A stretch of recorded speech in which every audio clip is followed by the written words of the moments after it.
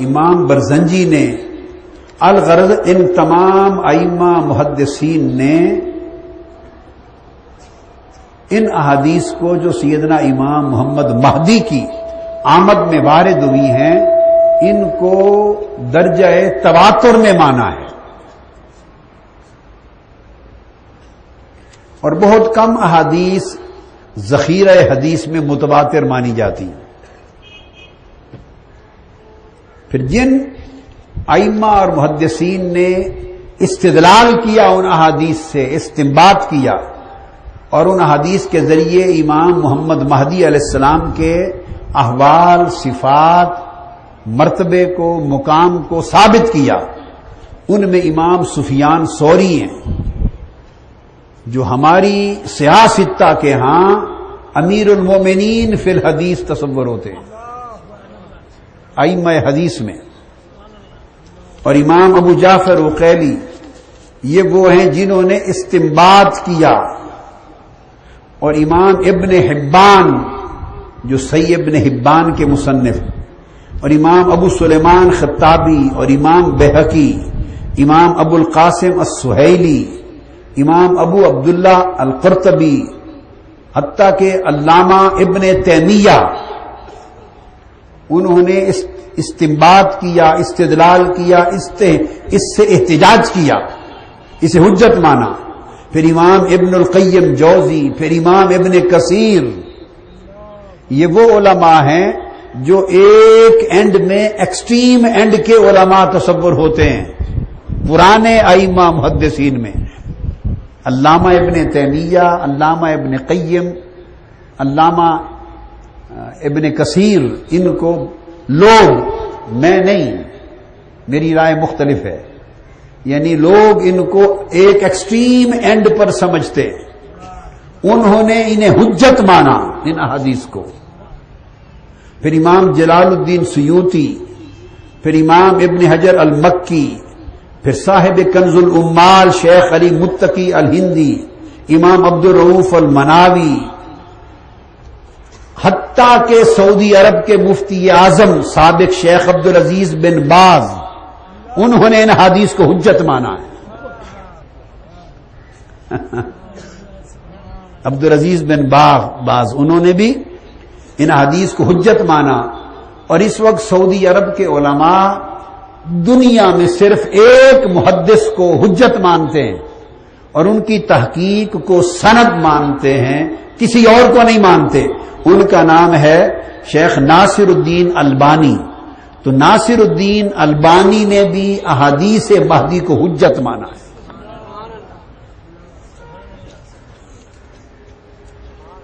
اب آپ سمجھ گئے؟ اب سعودی عرب سے جو کتاب حدیث کی لیں تو اس کی تحقیق و تخریج ناصر الدین البانی کی ہوگی، وہ کسی اور کی تحقیق و تخریج عام طور پہ نہیں چھاپتے، صرف ان کو حجت مانتے ہیں حدیث کی تحقیق و تخریج میں۔ انہوں نے بھی احادیث دربارہ امام مہدی کو حجت مانا۔ پھر اس کے بعد وہ ائمہ ہیں اور محدثین ہیں جنہوں نے پوری کتابیں لکھی ہیں۔ سیدنا امام محمد مہدی علیہ السلام کی شخصیت پر پوری کتابیں لکھی اور احادیث کو جمع کیا ہے، ان میں سب سے پہلے امام نعیم بن حماد، جنہوں نے کتاب الفتن میں اخبار المہدی کو جمع کیا ہے، اور امام نعیم بن حماد امام بخاری کے شیخ ہیں، امام مسلم کے شیخ ہیں، امام ترمذی کے شیخ ہیں، امام ابو داؤد کے شیخ ہیں، امام ابن ماجہ کے شیخ ہیں، امام نسائی کے شیخ ہیں۔ کل صحابہ نے ان سے احادیث کو روایت کیا ہے۔ انہوں نے ان پر کتابیں لکھی ہیں مستقل، اور رسائل لکھے ہیں اور مجموعے احادیث کے مرتب کیے ہیں۔ پھر امام عبد الرزاق بن حمام جو امام اعظم ابو حنیفہ کے شاگرد اور امام بخاری کے شیخ ہیں حدیث میں، انہوں نے جمع کیے ہیں احادیث۔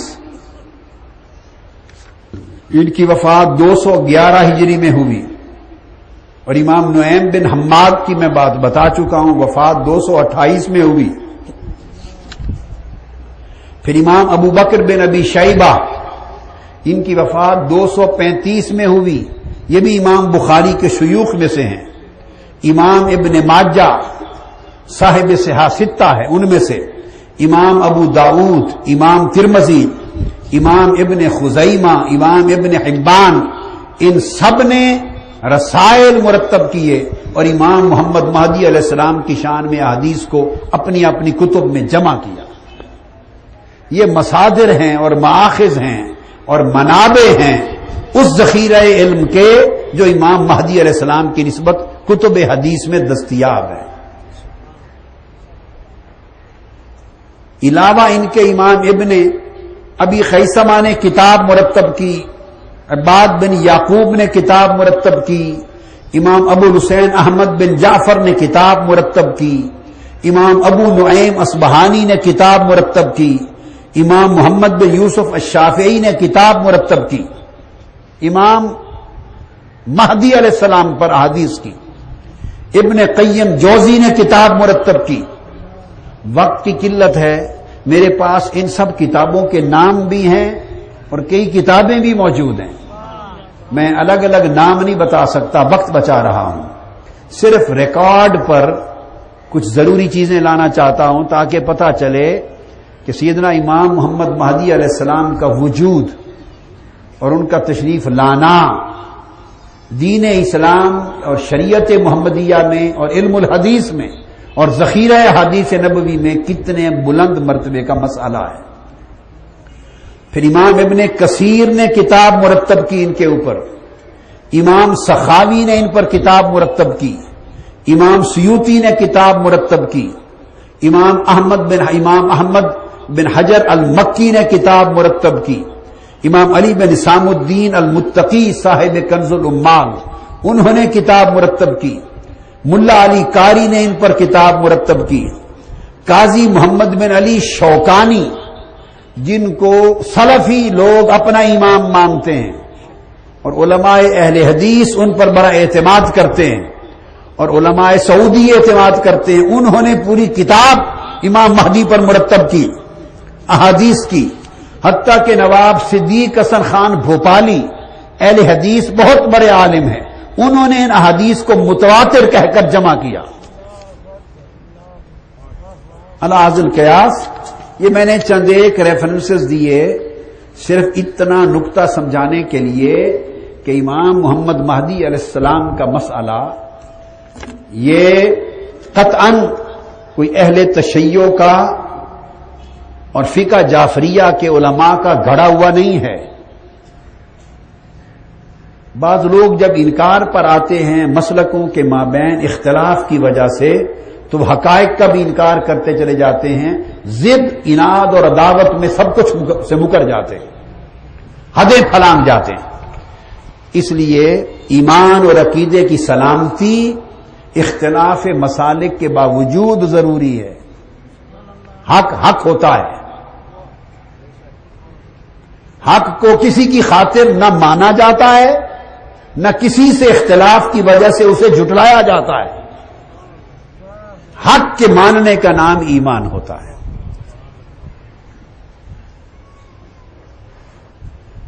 اب اس گفتگو کا آغاز میں قرآن مجید کی ایک آیہ کریمہ سے کر رہا ہوں جس کی میں نے تلاوت کی۔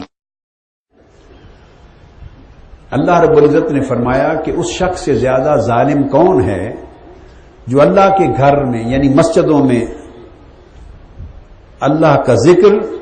اور اس کے نام کا ذکر بند کرا دے،